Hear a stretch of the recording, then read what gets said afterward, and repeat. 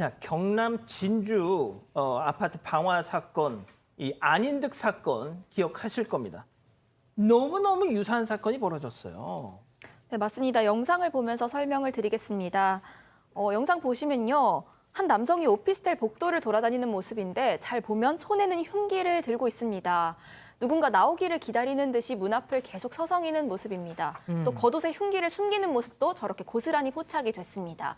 지난 15일 오전인데요. 이 오피스텔에 살고 있던 30대 남성입니다. 자신의 방에 불을 낸 전후 모습으로 추정되는 장면입니다. 자, 양 변호사님, 자기 방에다 불을 지르고 저렇게 지금 나와서 서성이고 있다는 겁니다. 저 남성이 불을 지른 게 그냥 불을 지른 게 아니라요. 차량용 연료 첨가제를 방 안에 뿌리고 불을 지폈다는 겁니다. 이거는 굉장히 크게 불을 낼 의도가 있었다라는 것이고, 게다가 그 불을 낸 곳에 부탄가스가 들어있는 상자가 있었다는 겁니다. 아하. 방에. 정말로 안인득 사건과 정말 비슷한 일이 벌어질 뻔한 거예요. 예. 자, 지금 세상에 저게 몇 개입니까, 저게. 아니, 교수님, 근데 그래도 정말 이게 오피스텔, 제가 봤더니 이 주상복합 오피스텔이었던데 인구 밀도가 오피스텔이 또 높잖아요. 그렇죠. 예? 예. 정말 엄청난 참변이 될 뻔했습니다. 그렇습니다. 지금 이제 비교적 이 아파트보다 오피스텔 같은 경우가 사람들이 더 많을 수가 있는데, 남성이 그 방 내부를 보니까 이 방에서 타다가 그 부탄가스가 약 한 560개 정도가 있었다는 거예요. 진짜. 이 560개면 거의 폭탄 수준인데, 그러니까요.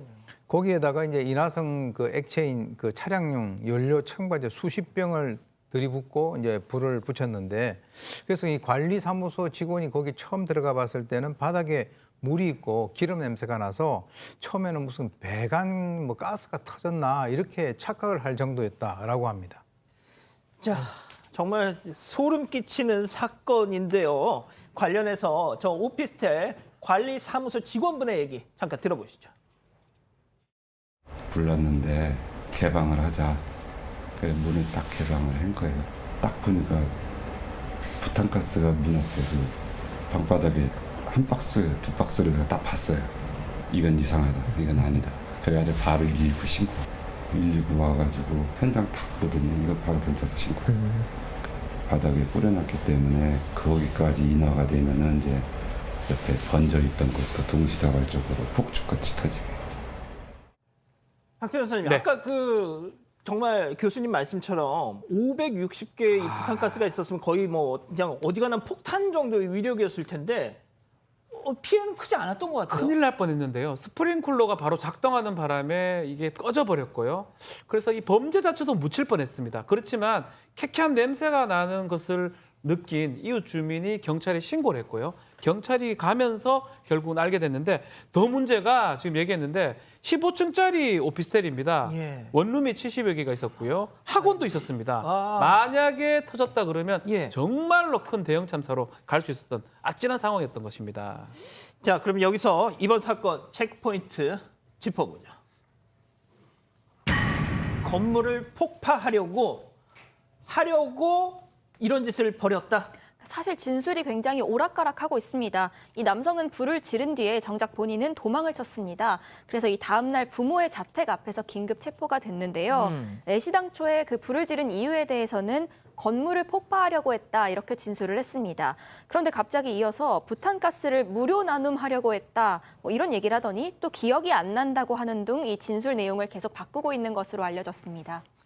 양 변호사님, 심신미약인 척 하려고 저렇게 오락가락 하는 거 아닌가요, 혹시? 글쎄요, 일단 그 부분은 감정을 해봐야 알겠지만, 가족들은 그렇게 얘기를 합니다. 이 남성 분노 조절 장애로 실제로 정신병원에 입원 치료를 받은 전력도 있다라고는 합니다. 그런데 이게 지금 방화로 일단 구속을 했는데, 저 장면 보이시죠? 흉기 들고 왔다 갔다 한 거, 이거 혹시 정말로 사람 해칠 생각이었으면 이 살인죄 예비 의무까지도 추가될 수 있는 상황이거든요. 나중에 어떤 일이 나오더라도 심신미약 주장하기에는 너무 멀쩡하게 지금 자기가 저지른 짓을 알고 있는 거예요. 예. 아니 근데 교수님 더 잘 아시겠지만 안인득도 나 정신적으로 문제가 있다 해가지고 감형이 됐어요. 뭐 이래저래 무기징역으로 감형이 됐습니다. 예, 그렇습니다. 그 정신병원에 입원한 그 경력이 이제 그 고려가 돼서 이제 그런 식으로 된 건데 사실 이 안인덕 사건하고 굉장히 유사한 것이 자기 집에 불을 갖다가 질렀다는 거죠. 그리고 이제 이 자기 집에 불을 질렀다는 것은 자기 더 이상 이제 자기 집에 가서 뭐 생활하거나 이럴 의도가 없다라고 하는 것이고 또 하나는 정신병원에 입원 경력이 있는 거 그리고 흉기 들고 이제 그 왔다 갔다 하고 있지 않습니까?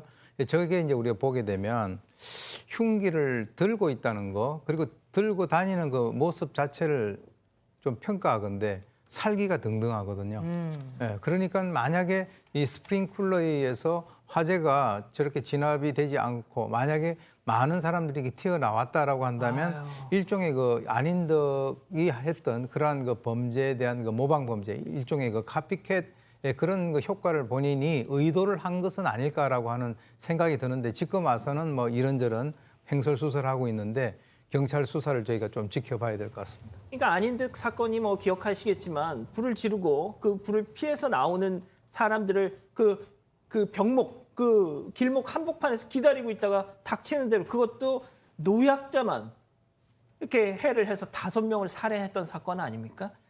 자, 박 변호사님. 그런데 네. 말이죠. 이자 같은 경우는 이제 분명 미수범이고 뭐 그렇게 징역을 오래 살 것 같지는 않단 말이죠. 일단은 뭐 심각한 상황이 발생할 수도 있었던 상황인데 그럼에도 불구하고 목적을 달성하지 못했어요. 불도 좀 그렇고 거기에다가 흉기를 들고 다니긴 했지만 그걸 사용하지 못했습니다.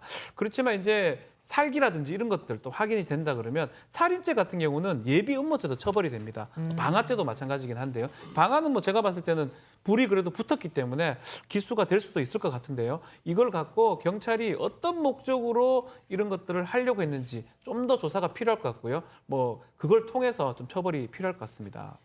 알겠습니다.